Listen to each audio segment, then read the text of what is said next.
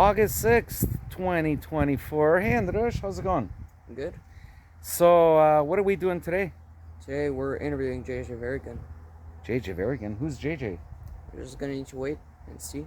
Oh, okay, so he's going to come here and we're going to interview him, right? Yeah, he should be coming any second now. All right, well, let's wait for him to come.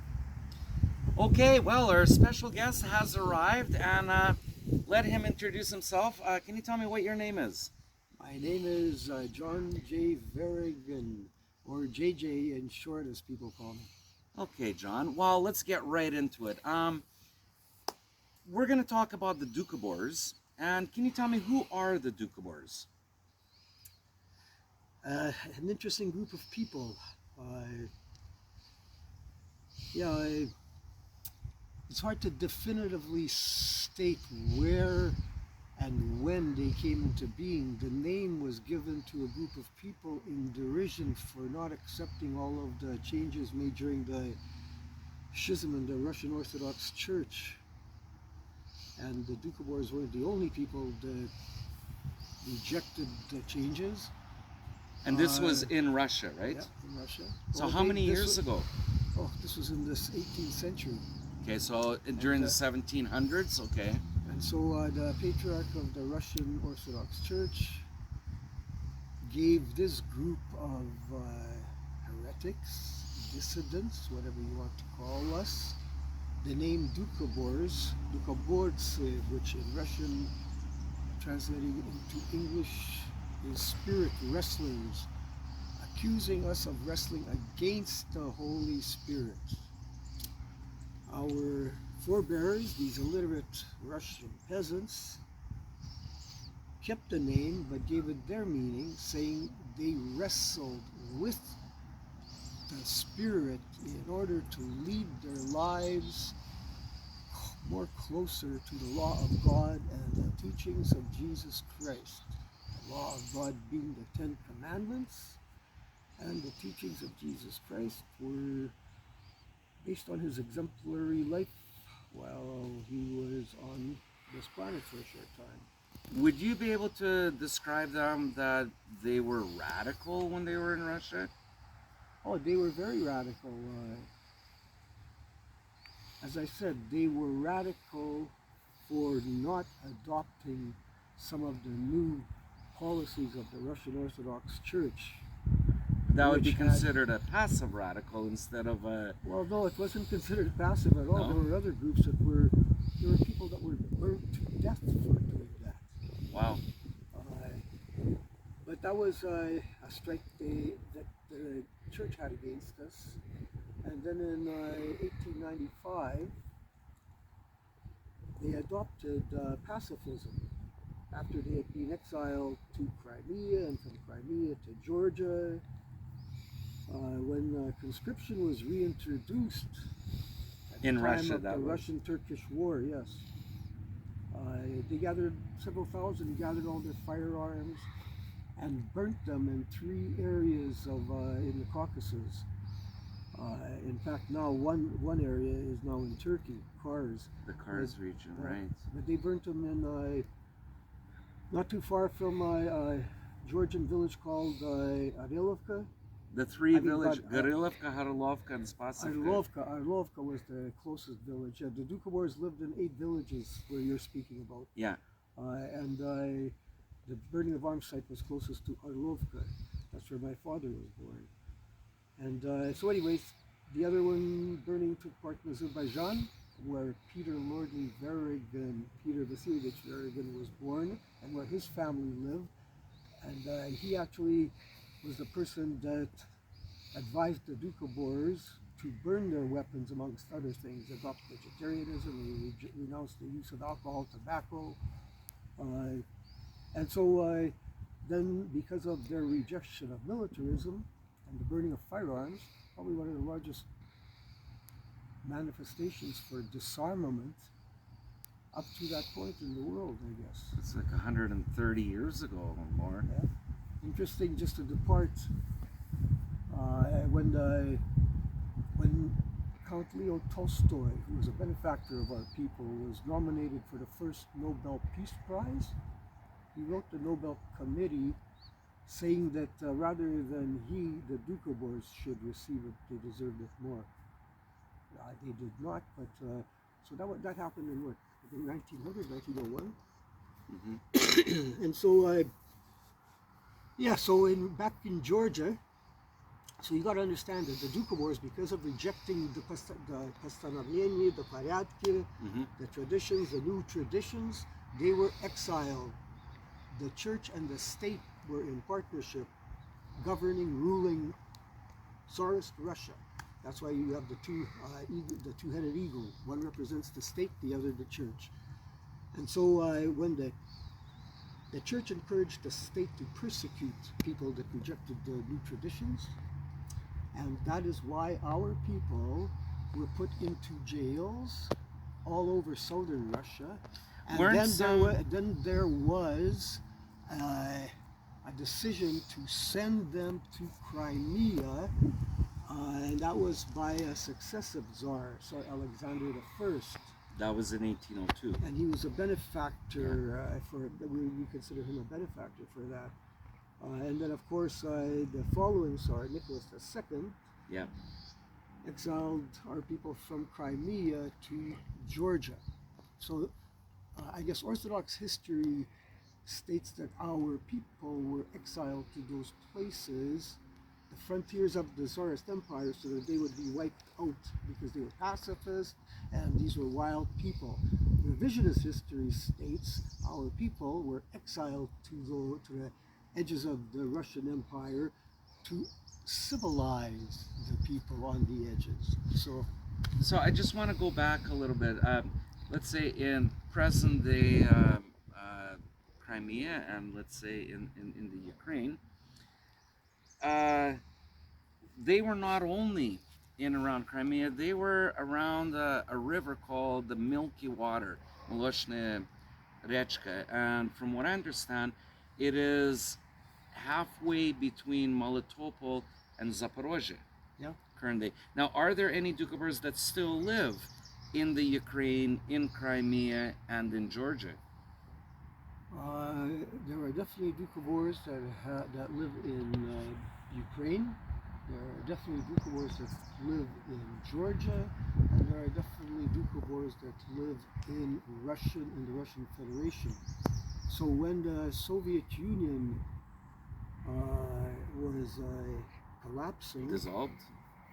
the Doukhobors, some moved from Georgia, again, because their well-being was threatened by at that time, the ruler of Georgia, Saakashvili. No. Oh, before him. Earlier, yeah. Right. He said Georgia's for the Georgians, and there was fighting, and so the first wave moved back to not too far from the estate of Lev Nikolaevich Tolstoy, Yasna Polyana, near Chern. That was the first group, and we sent volunteers to help them in the construction of their villages. So we still do have contact with. And then we helped those move. Yeah. Then another group moved to Bryansk.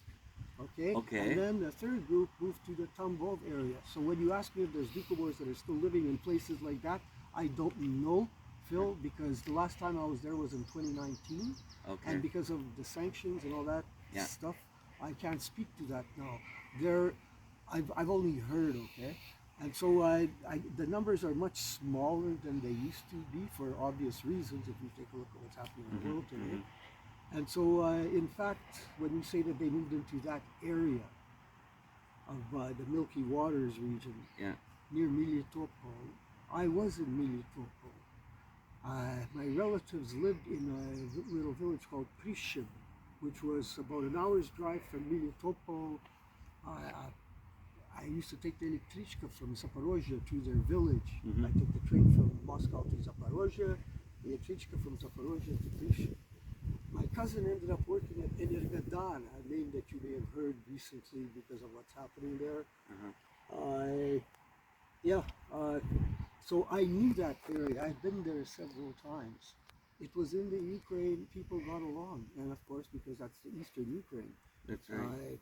But again, and there's always been antagonism, even enmity in the western part of Ukraine for historical reasons, cultural, religious, and so anyways, what I wanted to say was that on one of the visits to my cousins living in Prishad, and then I have some living in Rostov-on-Don that I used to visit those two areas. Mm-hmm. Kolkhoz imeni Lenin is the Rostov-on-Don area because after we moved to Canada in 1899 in 3 boatloads, shortly after some more Doukhobors moved from Georgia to the Rostov area.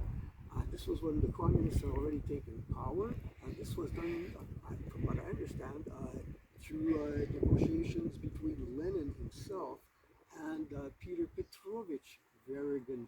So Lenin was very well aware of the Doukhobors then. Put it this way, Phil. Negotiations. Lenin was aware.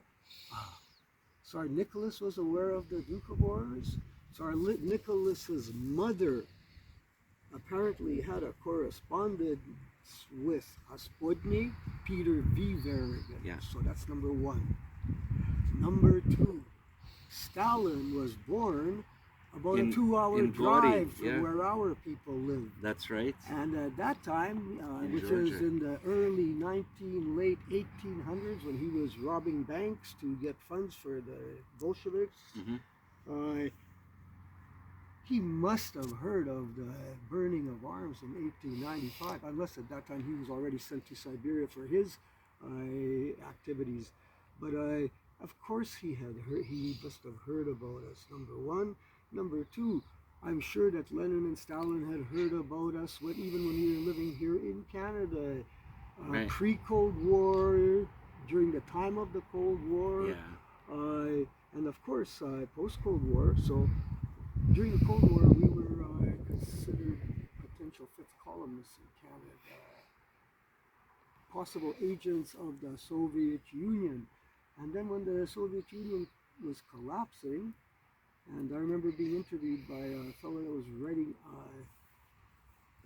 a biography of at that time, the Soviet ambassador in Canada, Yakovlev, who was apparently Gorbachev's right-hand man with Perestroika. Mm-hmm. He came to visit us in the late 70s, the Doukhobor community, because he was suffering apparently from a depression. And he came to visit us, and he stayed here for a couple of weeks, and I did not notice. I found out later. Mm-hmm. Apparently he claimed that our activities here brought him out of his depression. And so we got a very good profile in the former Soviet Union. In fact, our honorary chairman, my dad, was awarded the Soviet Award of People's Friendship. He also got the Order of Canada, the Order of British Columbia, the Order of the Freeman of the City of Grand Forks. But I think he's one of the few people I know, I could probably count them on one hand, the figures on one hand, that was awarded the highest civilian award from 2 camps. Wow. Okay. So, sorry. Careful there. Almost had a big fall. Okay, let's go on to the second question. Okay, John, I want to ask you the second question. So, we talked about how the Doukhobors were living in Russia and Georgia and the Ukraine. Now, let's talk about Canada. How did they come to Canada, and how many were there? And what year was it? Okay, so they burnt their weapons in 1895. Right. And because of the persecution that came down on them, now both from the church and the state, many were killed. Kids were taken from their parents. Parents were sent into exile and prisons. And so some were even sent to prison in Siberia, from what I understand. Yeah. To Irkutsk with their families. Yeah. Their leader, Lordly, was already in Siberia. Mm-hmm. And so the persecution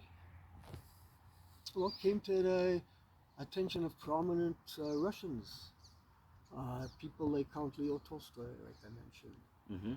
Crown Prince Peter Kropotkin, the anarchist prince. Who again? Peter Kropotkin.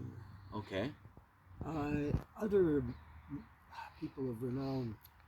And they wrote petitioning the Tsar And they also made the plight of us Doukhobors known to colleagues in other countries. Yeah, but weren't they afraid that, I mean, you know... Of course, but they had protection because they were famous. Okay. And so they were petitioning the Tsar. They contacted friends, like Quakers, commonly called friends, and other people that they knew beyond the Russian frontier of the Russian Empire. They petitioned the Tsar, and ultimately, in 1899, there was an amnesty declared for the Doukhobors by Tsar Nicholas II, saying that the Doukhobors could leave providing they never returned. And on that basis, almost 8,000 Doukhobors left the Russian Empire from Batumi and sailed to Canada on 3 cattle ships. So is that all the Doukhobors got on the ships, or No. did some stay? No, because not all Doukhobors burned their weapons. That's another story Okay. on its own. Probably the majority of Doukhobors stayed. Yeah. The majority stayed, so it was the minority that actually left. Well, and again, I don't know the exact number, 60-40 split Okay. or what. But why choose Canada? Why not go... They didn't choose Canada. Canada was chosen for them. By It was whom? recommended by Kropotkin because he had returned just a little earlier from a trip to Canada where he visited Mennonite communities, Okay. which led their lives similar to the way Doukhobors were leading their lives in a communal structure. And so there was considerations of other places, but ultimately... What other countries were considered? I know one is Europe. Cyprus. No, it wasn't considered. They actually went there. There was a first group of Doukhobors that went to Cyprus, and because of the change in climate, many perished. And so there were no Doukhobors left in Cyprus, only gravestones. I actually went to Cyprus in 74, 75. Mm-hmm. Yeah.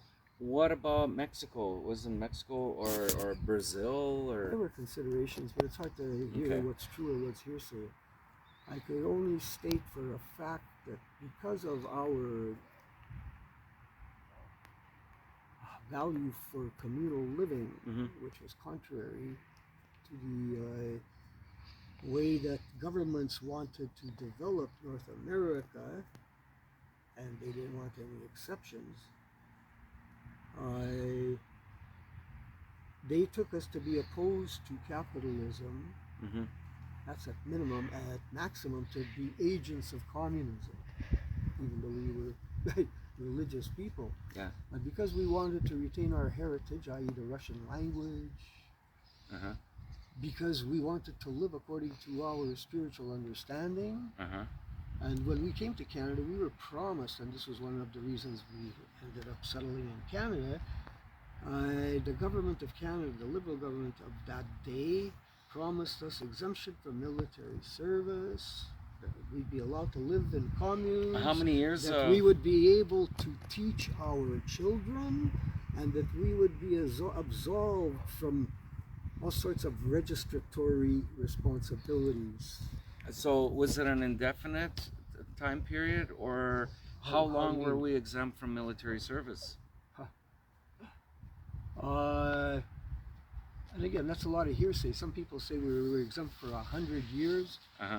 We and other pacifists were granted exemption from military service by an order in council, what is called an order in council, which is not binding on successive governments.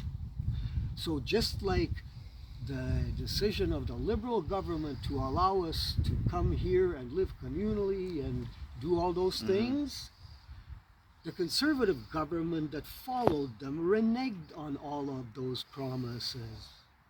And so if you ask me if they would have reneged on that promise, I don't know. All I could say was that the matter of conscription was a provincial matter. Every province dealt with it on their own.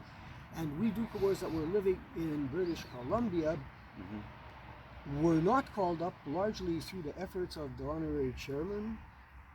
And that is why there were Doukhobors during, and I'm talking about the Second World War now. Doukhobors that moved from Saskatchewan to BC Yeah. in the late 30s, early 40s because of that. When we're talking about the First World War, Yeah. 1914, 1918. Yeah. we moved from Saskatchewan. There's about over 6,000 of us that moved from Saskatchewan to British Columbia between 1908 and 1913. Mm-hmm. And we set up what came to be the largest effort at communal living undertaken in North America, the Christian Community of Universal Brotherhood, The which CCB, right? stressed across BC, Alberta, Saskatchewan, the three western provinces of Canada, Mm-hmm. and it worked too well for the economic, social avenues that this country was being developed along. And so the government authorities did not like us. Local commerce did not like us because we would be buying wholesale, not retail. We were Russian. We were not English or French descent. Mm-hmm. You have to understand that at that time, the people that they wanted to come to Canada, to immigrate to Canada, were primarily from France or Britain, or at least from Western Europe. Mm-hmm. People from Eastern Europe were considered just a little bit better than people from Asia. That was the degree of racism prevalent Yeah. at that time. And so the Canadian government, even that benevolent, if I could use that word, liberal government, granted us refugee status, granted us permission to come to Canada. Mm-hmm. I think for all those altruistic, good moral reasons, Mm-hmm. but I think also playing a role was the realization, the knowledge on their part that if Canadians didn't have boots on the ground, the Americans That's would true. take that ground. Manifest destiny. Absolutely. Well, look at what happened to Louisiana. Look what happened to Texas, vis-a-vis Mexico and California. That's right. That was the environment of that time, and so we have never been exempt from any of that heavy-duty social pressure in society at any particular time. And so, like I was saying, prior to the collapse of the Soviet Union, Mm-hmm. we were accused of being communist spies. And then after the collapse of the Soviet Union, all of a sudden we were heralded as introducing So democracy. the pendulum swings. Oh. Yeah. It's swung for everybody, Yeah. in particular for Russia. If you look at Russian history, the pendulum has been swinging more than ever for anybody because of the longevity of Rus and because of the extremities to which it has swung compared to, let's say, other countries. Yeah. True. I mean, the pendulum swings in Canada too. Every time there's An election. well, and that's insignificant. There's that bumper sticker. If voting could change anything, it would be illegal. Uh-huh. Well, and this is the thing. I mean, the Doukhobor history is like a large onion, and it seems like you peel one layer, and I ask you a question, and it just keeps getting. It's almost like going down a rabbit hole of Doukhobor history. So I still want to kind of stay focused on this, and I want to get on to the next question of the present. Okay. So when you look at all of the inhumanity, when you look at how we are destroying the planet that sustains us, yeah, I think everybody has to ask that question of themselves, and if they belong to a particular spiritual tradition, of that political party if they're into politics. Because what the politicians of today are doing is just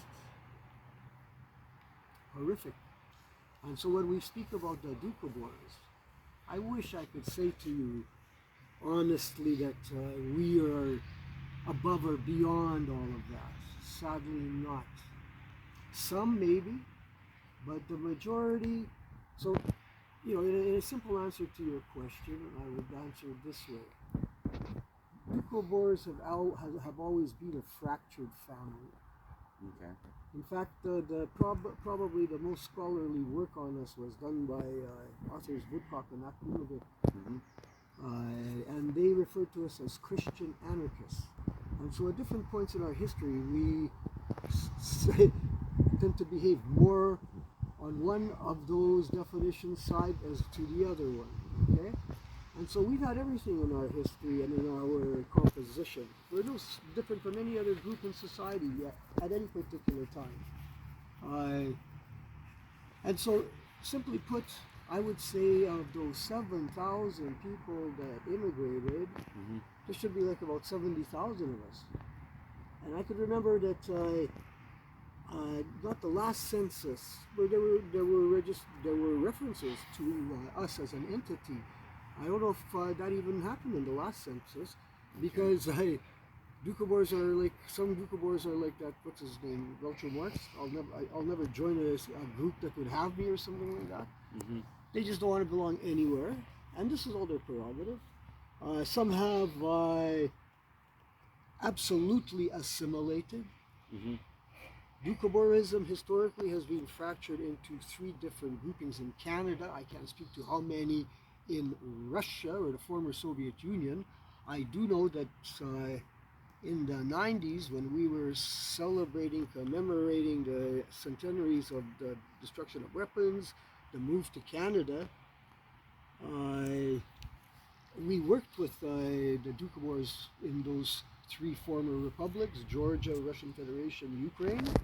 There were youth choirs that went. We had them come here for visits to youth festivals. Our organization, the Union of Spiritual Communities of Christ, which grew out of the community Doukhobors, still holds regular Maleni prayer meetings every Sunday. We have a cultural program, we have a spiritual program. Today, when we're doing this recording, is August 6th, Hiroshima Day. We are going for a vigil at 6 o'clock to mark that here in Castlegar at 9 o'clock. On August 9th, we will do the same in Grand Forks to remember Nagasaki. But what horrifies me today is the demonization of each other that's taking place. And the propaganda. So, for example, on the media here in the West, we hear that the Russians don't want to negotiate and they are bluffing with respect to Ukraine. And we hear that we cannot say stop to the Israelis with respect to Gaza. Well, that's the whole reason And why. there's bloodshed. There are men and there are kids being killed.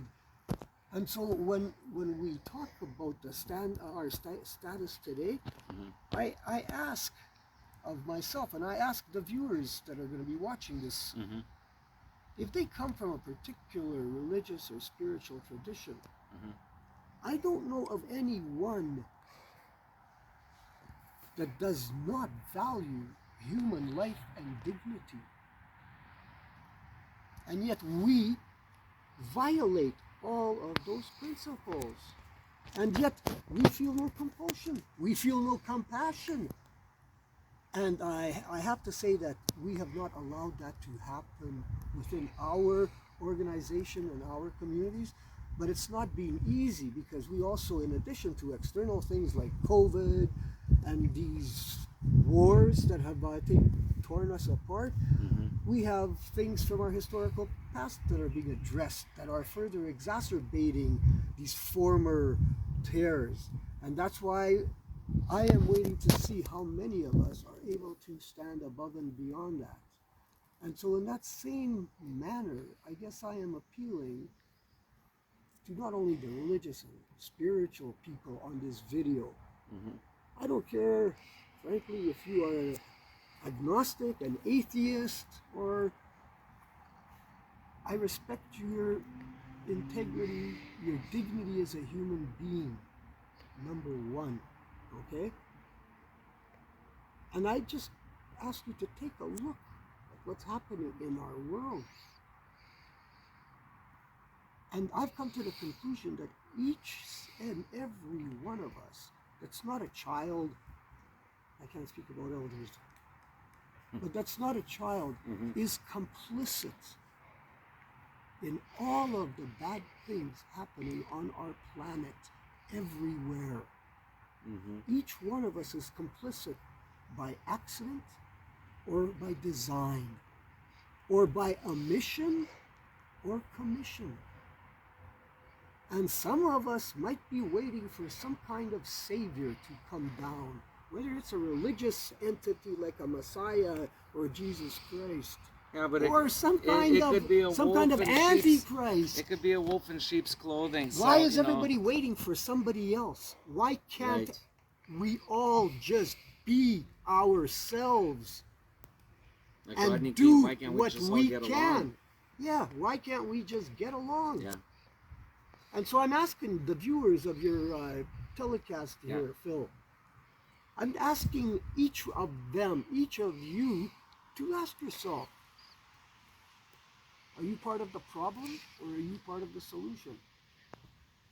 And you know what I mean when I say, or when I ask But, if you you're know, part of the nobody problem. is willing When to- you're part of the solution, I'm asking you to express kindness to each other. That's all.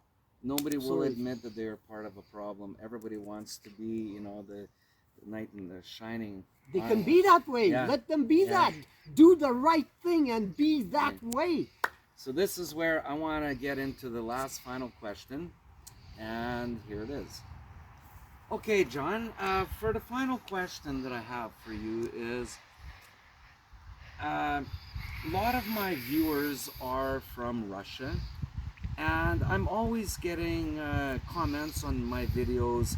They're writing in Russian, or they're just surprised about, you know, I make references to Doukhobors or to the community that I come in Canada. Would it be possible for you to give a message to my Russian viewers? Sure, The floor is yours. sure. Well, just before I do that, just for your Russian and English viewers, just to let you know where we're sitting here, we're sitting at Verigin Memorial Park, Right. where the leaders of Doukhobors are interned, and that includes Peter V. Verigin Lordley and his wife, Anna, or Evdokia, Peter P. Verigin and his wife, Anna, Peter P. Verigin's daughter, my grandmother, Babushka Markova, and my dad, the honorary chairman of the USCC, John J. Verigin, and his wife, Laura Verigin. And it's a beautiful garden that people from all over the world come to and are very much impressed by its serenity, by its And the just city of visual beauty. Castlegar is just across the river from us, so we're just on the Mhm. outskirts of Castlegar. And if, In Brilliant, in the Brilliant, community yeah. of Brilliant. That's where our people settled. This community was renamed Brilliant by Peter Lordley Verigin. Prior to that, it was called Waterloo. But because of the military connotations of that name, we changed it Well, it to wasn't Brilliant. Waterloo, it was down by the deeper, it was further down. So I'm it not was going on to the- get into geography, Okay, Phil, but okay. that's, yeah. Sorry. So, Okay. меня попросили передать слово нашим русскоговорящим зрителям. Так как вы с Филиппом из русского происхождения, не будете обижаться, если я буду относиться к вам как братья и сестры. Братья и сестры, привет от духоборцев в Канаде, членов Союза Духовных Общин Христа, канадцы русского происхождения, которые берегут свое наследство и озабочены своей будущностью, которые сохраняют связи с родиной наших предков, со всеми с вами, россиянами. Мы имели счастье, возможность принимать от Советского Союза, а потом из России спортсменов, культурных деятелей, политических деятелей, артистов. Многие из нас были в России, в Русской Федерации и даже дальше, как Филипп. Многие из нас занимались у вас в институтах разных.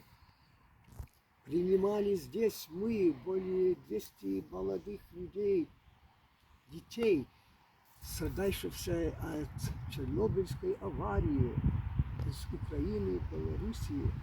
Они здесь отдыхали и были проверены нашими врачами, зубными врачами, семьями. Все не поверили, что так далеко от России живут люди, которые уважают эту страну, гражданин этой страны, и которые хотят, чтобы вы знали, что мы до сих пор вас любим. Наша пропаганда постаралась с множим ложью заставить канадцев не то что опасаться, а почти считать вас врагами. Мы против этого работаем, чтобы они сознали именно, какие вы есть. Потому что, живя здесь, они только видят, какие мы есть. Мы никогда не прекратили наши действия за разоружение, за прочного мира между всеми. Я, как сказал на английском языке, между нами, духоборцами, тоже были расколы, столкновения. Мы помирились. Просим всех постараться помириться и пользоваться каждому из нас своей жизненной путевкой. И так мы все будем жить спокойно на земле. Мирно, спокойно, уважать друг друга, помогать друг другу, поднимать даже друг друга, когда человек не в здоровье или досадно бывает.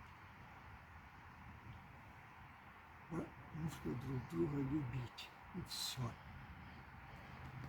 Спасибо. Здравствуйте, обнимаем и целуем всех вас. Спасибо, Иван. Thank you for the interview.